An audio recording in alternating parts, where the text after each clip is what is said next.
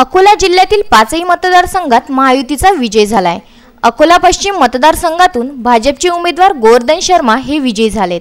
काँग्रेस आघाडीचे साजिद खान पठाण यांचा पराभव करीत त्यांनी विजय मिळवलाय। अकोला पश्चिम मतदारसंघाचा सातबारा गेल्या 25 वर्षापासून आमदार गोवर्धन शर्मा यांच्या नावाने होता।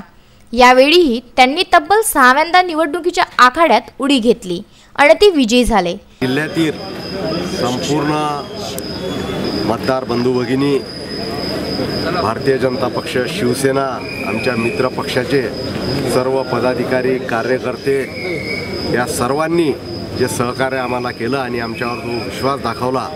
मागच्या वेळेला आमचे 4 आमदार होते, त्यांना पुन्हा निवडून दिलं भाजपच्या, आणि आमचे 5वे मित्र पक्षाचे आमदार ते सुद्धा निवडून आले। आमचे लालाजी 6व्यांदा निवडून आले, प्रकाश भाऊ भारसाकडे निवडून आले, हरीश भाऊ पिंपळे आले, रणधीर भाऊ सावरकर आले, आणि नितीन भाऊ देशमुख जे आमच्या मित्र पक्षाचे शिवसेनेचे उमेदवार आहेत ते सुद्धा निवडून आले।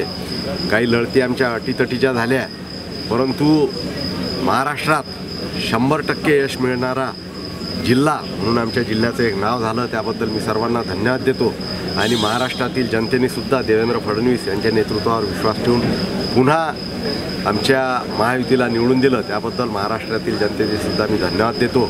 तर मूर्तिजापूर मतदारसंघातून भाजपचे उमेदवार प्रकाश भारसाकडे, वंचित बहुजन आघाडीचे उमेदवार प्रतिभा अवचार यांचा 1910 मतांनी पराभव केलाय, आणि बाळापूर मतदारसंघातून शिवसेनेचे नितीन देशमुखसह अकोट मतदारसंघाचे भाजपचे उमेदवार प्रकाश भारसाकडे यांचा देखील विजय झालाय।